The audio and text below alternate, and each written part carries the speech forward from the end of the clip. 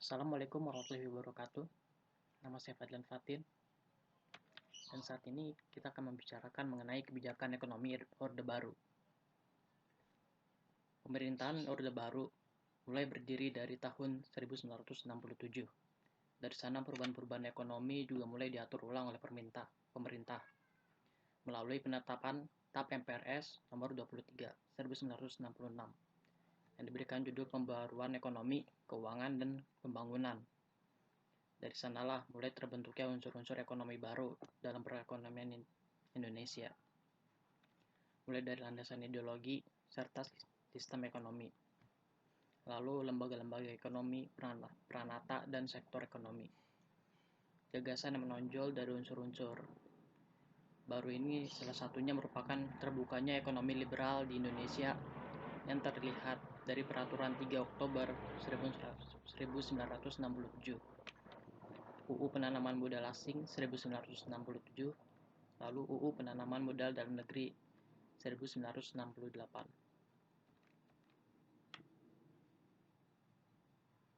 Pada awal perjalanan politik Orde Baru dilakukan upaya-upaya untuk mengendalikan kestabilan ekonomi, dikarenakan guncangan politik di akhir era Orde Lama. Program-program ini bertujuan untuk pengendalian inflasi, pencukupan kebutuhan pangan, rehabilitasi, peningkatan ekspor, serta pencukupan kebutuhan sandang. Selanjutnya kita akan membicarakan mengenai 3 kebijakan ekonomi yang dikira sangat krusial dalam membahas mengenai politik Orde Baru. 1. Penanaman modal asing. Penanaman modal asing merupakan salah satu kebijakan pemerintah Orde Baru yang digunakan dengan tujuan memperbaiki kerusakan-kerusakan ekonomi yang terjadi di akhir era Orde Lama.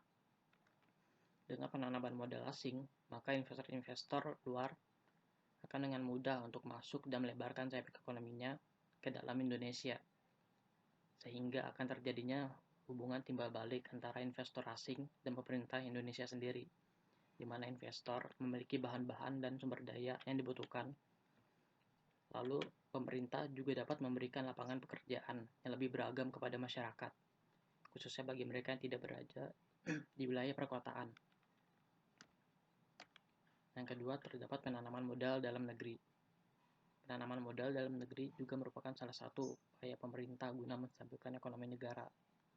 Penanaman modal dalam negeri merupakan salah satu kegiatan investasi yang dilakukan oleh pemerintah ataupun perorangan dengan harapan berkembangnya kegiatan-kegiatan ekonomi di suatu wilayah, sehingga para investor dalam negeri dapat berpartisipasi dalam memajukan bisnis industri. Yang ketiga, ada revolusi hijau. Istilah revolusi hijau pertama kali diperkenalkan oleh William S. Goode pada tahun 1968 untuk merayakan keberhasilan rekayasa varietas bibit gandum dan beras yang dipercaya akan menjadi pemanas api semangat revolusi kebutuhan pangan. Di Indonesia sendiri, revolusi hijau merupakan lanjutan proyek dari rencana Kasimo yang ingin digalakkan di era Soekarno, akan tetapi terhambat dikarenakan ketidakmampuan anggaran negara pada saat itu. Maka dari itu, revolusi hijau dijadikan sebagai penerus semangat rencana Kasimo, di mana modernisasi bidang pertanian dilakukan.